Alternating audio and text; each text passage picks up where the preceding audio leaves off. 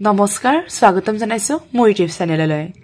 আজি ভিডিঅ'ৰ বিষয়বস্তু বছৰীয়া পৰীক্ষা 2023-24 বৰ্ষৰ চতুৰ্থ শ্ৰেণীৰ সমাজ বিজ্ঞানৰ প্ৰশ্নকাকতখন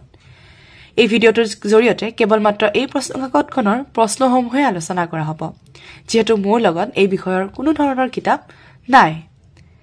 গণিত বিষয়ৰ যিখন প্ৰশ্নকাকত আছে সেইখন প্ৰশ্নকাকত মই উত্তৰসহ ভালদৰে আলোচনা কৰিবলৈ চেষ্টা কৰিম অতি শীঘ্ৰে এই ভিডিঅ'টো দিবলৈ চেষ্টা কৰিম যেহেতু বিষয়টোৰ পৰীক্ষা পিছুৱাই গল হেহে মই ভিডিও আপলোড কৰা নাই কিন্তু অতি শীঘ্ৰে মই এই ভিডিও আপলোড কৰিম আৰু একেবাৰে উত্তৰবোৰ ধুনিয়াকৈ বুজাই মেলি দি দিম ঠিক আছে তেন্তে এই ভিডিওটো যদি চাই ভাল লাগে তেন্তে লাইক কমেন্ট শেয়াৰ কৰিব আৰু যদি মোৰ চেনেলটো নতুনকৈ আহিছে তেতিয়াহলে সাবস্ক্ৰাইব কৰিবলৈ নাপাহৰিব এতিয়া আহকচোন পলম নকৰি ভিডিওটো আৰম্ভ কৰো এতিয়া আমাক দিছে বছৰীয়া পৰীক্ষা 2023-24 শ্ৰেণী চতুৰ্থ বিষয় সমাজ বিজ্ঞান সময় থাকিব 3 ঘণ্টা আৰু মুঠ মূল্যাংক থাকিব 100 আৰু 1 নম্বৰটো আমাক দিছে সম্পূৰ্ণ বাক্যত উত্তৰ লিখা অৰ্থাৎ আটাইবোৰ প্ৰশ্ন সম্পূৰ্ণ বাক্যত লিখিব দিছে কেৱল মাত্ৰ শব্দটো লিখিলে নহব উত্তৰ যেটো শব্দ হেতু লিখিলে নহব সম্পূৰ্ণ বাক্য লিখিব লাগিব এতিয়া আমাক প্ৰথমতে দিছে কোলাহিৰা বুলি কোনবিধ সম্পদক জনা যায় খ নিৰ্বাচনৰ ইংৰাজী প্ৰতিশব্দটো কি গ এছিয়া মহাদেশৰ সৰ্ববৃহৎ চাহ বাগিচাখনৰ নাম লিখা খ কাৰ্বি আংলং জিলাৰ আটাইতকৈ ওখ শৃংগটোৰ নাম কি ঙ দৰং জিলাৰ একমাত্ৰ মহকুমাটোৰ নাম লিখা প্ৰথম ছ ডিমা হাছাও জিলাৰ পূৰ্বৰ নাম কি আছিল দ্বিতীয় ছ নামৰূপত থকা খাৰ কাৰখানাটোৰ নাম লিখা বৰ্গীয় জ ইংৰাজী ভাৰতত প্ৰণয়ন কৰা যিকোনো এখন আইনৰ নাম লিখা ছ কৰিমগঞ্জ জিলাৰ উত্তৰ পশ্চিম অংশটোৰ সীমাতে থকা বিদেশী ৰাষ্ট্ৰখনৰ নাম লিখা ন্য কাঁহ শিল্পৰ বাবে বিখ্যাত অসমৰ ঠাইখনৰ নাম লিখা আৰু এইখিনিতে ক'ব খুজিছো এই প্ৰশ্নসমূহৰ উত্তৰসমূহ ভালদৰে প্ৰথমে কিতাপৰ পৰা চাই মুখস্থ কৰিবলৈ চেষ্টা কৰিলে হ'ল আৰু মুখস্থ কৰি বহিত লিখিবলৈ চেষ্টা কৰিলে হ'ল যাতে আমাৰ এটা স্পেলিংও বা এটা শব্দও কি নহয় ভুল নহয় ঠিক আছে আৰু তাৰ পিছত পৰীক্ষাৰ আগ মুহূৰ্তত কি কৰিলে হ'ল এটো ৰিভাইজ কৰিলে হ'ল যিখিনি মুখস্থ কৰিলো সেইখিনি এবাৰ ৰিভাইজ কৰিলে হ'ল ঠিক আছে লিখি থকাখিনি ধুনিয়াকৈ ৰিভাইজ কৰিলে হ'ল কাৰণে প্ৰথমে মুখস্থ কৰিব লাগিব তাৰ পিছত কি কৰিব লাগিব নুসুৱাকে শব্দবোৰ লিখিবলৈ চেষ্টা কৰিব লাগিব হ'ব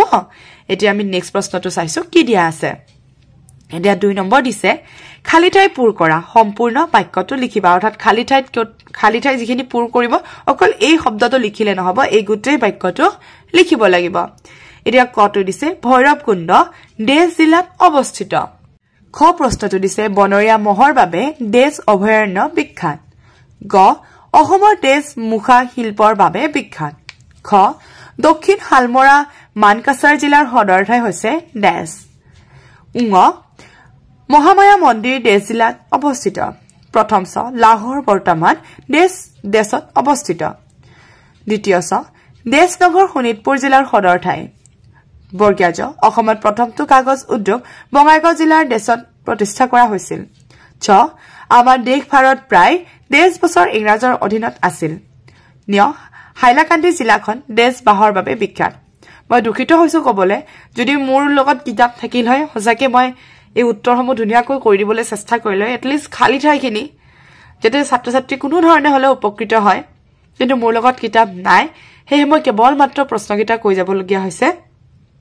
আপোনালোকে প্লিজ বেয়া নাপাব ইয়াৰ উত্তৰসমূহ ধুনিয়াকৈ নিজে নিজে কৰিবলৈ চেষ্টা কৰিব ঠিক আছে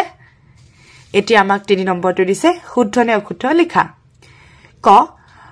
পুতলিবাই মহাত্মা গান্ধীৰ মাতৃ আছিল খ কুটিৰ শব্দৰ অৰ্থ হৈছে ঘৰ গ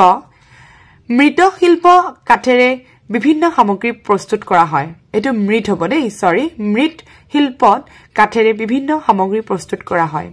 খ আমাৰ দেশত 18 বছৰ বয়সৰ পৰা নিৰ্বাচনত ভোট দিব পাৰি ঙ সিমেন্ট উদ্যোগৰ প্ৰধান কেঁচামাল প্ৰাকৃতিক গেছ প্ৰথম ছ অসমক পনিয়া সোণৰ ৰাজ্য বুলি কোৱা হয় দ্বিতীয় ছ প্ৰকৃতিৰ পৰা পোৱা সম্পদবোৰক প্ৰধানকৈ 4টা ভাগত ভগাব পাৰি তাৰ পিছত দিছে বৰ্গীয় জ শ্ৰীৰামপুৰ চকী কোকৰাঝাৰ জিলাত অৱস্থিত ছ কাছাৰ বৰাক উপত্যকাৰ জিলা ন্য বঙাইগাঁও তেল শোধনাগাৰ ওদালগুৰি জিলাত অৱস্থিত এইবোৰ শুদ্ধ নে অশুদ্ধ আমাক লিখিব দিছে অকল শুদ্ধ নে অশুদ্ধ লিখিলে হল দেই এটো সেন্টেন্সটো লিখিবা বাক্যটো লিখি শুদ্ধ অশুদ্ধ লিখিব নালাগে অকল শুদ্ধ অশুদ্ধটো লিখিলে হল এতিয়া নেক্সট দিছে ক অংশৰ হৈতে খ অংশ মিলোৱা অৰ্থাৎ এই অংশকিটাৰ লগত এই অংশকিটা মিলাব দিছে এই ক অংশৰ লগত খ অংশ ধুনিয়াকৈ জিটো লগত জিটো মিলে হেতু কৰিলে হল যেনে শ্ৰী সূৰ্য পাহাৰ গোৱালপাৰা জিলাত অৱস্থিত এনেকুৱা ধৰণৰ দিগবয় এছিয়া মহাদেশৰ প্ৰথমটো তেল হুদানাগাৰ এনে ধৰণে ঠিক আছে প্ৰশ্ন কাকতখন এই কাৰণে কেৱল মাত্ৰ আলোচনা কৰা হৈছে যেহেতু যোৱা পৰীক্ষাকিটাৰ প্ৰায় প্ৰশ্ন আগৰ প্ৰশ্নবোৰৰ লগত মিল খাইছে ঠিক আছে হেহে প্ৰশ্ন কাকতখন মই উত্তৰ কও বা নকও কিন্তু প্ৰশ্ন কাকতখন বহুত বেছি প্ৰয়োজনীয় প্ৰত্যেকজন ছাত্ৰ ছাত্ৰীৰ কাৰণে এই কাৰণে মই এই ভিডিওটো আগবঢ়াইছো হা এতিয়া 5 নম্বৰটো দিছে উত্তৰ লিখা ক বৰ্ণবিদ্বেষ বিৰোধী আন্দোলন মানে কি খ তেল হুদানাগাৰত উৎপাদিত যিকোনো দুবিধ সামগ্ৰীৰ নাম লিখা গ নিৰ্বাচনৰ ক্ষেত্ৰত প্ৰয়োজন হোৱা দুবিধ সামগ্ৰীৰ নাম লিখা খ কোকৰাঝাৰ জিলাত থকা দুখন বনাঞ্চলৰ নাম লিখা ঙ যিকোনো দুবিধ ঔষধি উদ্ভিদৰ নাম লিখা প্ৰথম ছ মানকাছাৰ নামটো কেনেকৈ উৎপত্তি হৈছিল লিখা দ্বিতীয় ছ ভাৰতৰ যিকোনো দুজন স্বাধীনতা সংগ্ৰামীৰ নাম লিখা বৰ্গীয় জ ধুবুৰী চহৰৰ দুটা উল্লেখযোগ্য ধৰ্মীয় প্ৰতিষ্ঠানৰ নাম লিখা ছ কৃষি সম্পদৰ ওপৰত ভিত্তি কৰি গঢ়ি উঠা দুটা উদ্যোগৰ নাম লিখা ন্য কাছ সংৰক্ষণ কৰি ৰখা অসমৰ দুটা বিশেষ পুখুৰীৰ নাম লিখা ছয়টো দিছে বড়ো স্বায়ত্তশাসিত পৰিষদৰ অন্তৰ্গত যিকোনো তিনিখন জিলাৰ নাম লিখা ৭ কাছাৰ জিলাত থকা যিকোনো তিনিখন শৈক্ষিক প্ৰতিষ্ঠানৰ নাম লিখা ৮ মহাত্মা গান্ধীয়ে অসহযোগ আন্দোলন বন্ধ কৰিবলৈ নিৰ্দেশ দিয়াৰ কাৰণ কি আছিল লিখা ৯ নম্বৰ দিছে উদ্যোগ স্থাপনৰ বাবে প্ৰয়োজন হোৱা তিনিটা বস্তুৰ নাম লিখা ১০ নম্বৰ দিছে বনাঞ্চল ধ্বংস হোৱাৰ যিকোনো তিনিটা কাৰণ লিখা ১১ নম্বৰ দিছে অসম কৃষিৰ ক্ষেত্ৰত পিছপৰি থকাৰ তিনিটা কাৰণ উল্লেখ কৰা ১২ দিছে তিনিবিধ অসমীয়া গহনাৰ নাম লিখা ১৩ দিছে কোন কেইখন জিলাৰ কিছু কিছু অংশক লৈ বাক্সা জিলাখন গঠন কৰা হৈছে ১৪ নম্বৰ দিছে চমুটুকা লিখা যিকোনো দুটাৰ অসমৰ জলজ সম্পদ দাণ্ডি যাত্ৰা মহাত্মা গান্ধী অসমৰ বাঁহ বেতৰ শিল্প ১৫ দিছে আমি ব্যৱহাৰ কৰা যিকোনো চাৰিবিধ কৃষি সম্পদৰ উদাহৰণ দিয়া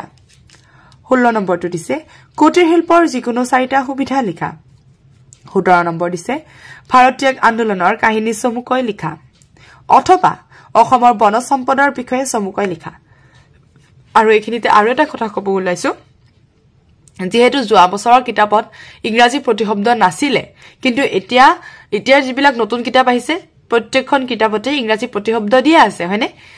তো এইবাৰ প্ৰশ্ন কাকতখনত হেটো ইনক্লুড হ'ব পাৰে যে কি ইংৰাজী প্ৰতিশব্দ হয়তো মিলোৱা টাইপত দিব পাৰে বা কেইটামান অসমীয়া দিব হেগিটাৰ আমি ইংৰাজী লিখিব লাগে আৰু কেইটামান ইংৰাজী দিব হেগিটাৰ আমি অসমীয়া লিখিব লাগে সেই কিতাপত যিখিনি ইংৰাজী প্ৰতিশব্দ আছে সেইখিনি কিন্তু পঢ়িব লাগিব অৰ্থাৎ যিগিটা সিলেবাসত লেসন দিয়া আছে আটাইগিটা লেসনৰে ধুনিয়াকৈ ইংৰাজী প্ৰতিশব্দ কিটা লিখি মেলি মুখস্থ কৰিবলৈ চেষ্টা কৰিব লাগিব হ'ব যদি মিলুৱা দিয়ে মিলাব লাগিব আৰু যদি ইংৰাজী দিয়া থাকে হেগিটাৰ অসমীয়া লিখিব লাগিব আৰু যদি কি কৰা থাকে অসমীয়া দিয়া থাকে তেতিয়া হলে হেগিটাৰ কিন্তু ইংৰাজী শব্দটো লিখিব লাগিব তো হেখিনি ইমান নতুনকৈ ইনক্লুড হ'ব পাৰে হেখিনি কথা মই কৈ দিছো আৰু সকলোৱে ধুনিয়াকৈ আটাইবোৰ প্ৰশ্নৰ উত্তৰ মুখস্থ কৰিবলৈ চেষ্টা কৰিলে হল আৰু আকৌ এবাৰ কৈছো সদায় যেতিয়া মুখস্থ কৰিম প্ৰথমে আমি মাইন্ডত মুখস্থ ৰাখিলো তাৰ পিছত এই মুখস্থখিনি কিন্তু আমি বহিত লিখিব লাগিব যাতে আমাৰ শব্দবোৰ ভুল নহয় এটা এটা বানান যাতে আমাৰ কি হ'ব নোৱাৰে ভুল হ'ব নোৱাৰে ঠিক আছে এইখিনি মোৰ ফালৰ পৰা প্ৰত্যেকজন ল'ৰা ছোৱালীকে অকমান এটা শিক্ষা বুলি ক'ব পাৰো হেনি কলো তো সকলোৱে চেষ্টা কৰিলে হল ভালদৰে আৰু আটাইবোৰ পৰীক্ষা ভালদৰে দিয়াৰ নিচিনা আহি থাকিবলগীয়া পৰীক্ষা কিটাও যাতে ভালদৰে দিয়া হয় হ'ব তেন্তে আজিৰ কাৰণে থ্যাংক ইউ ফৰ ওয়াচিং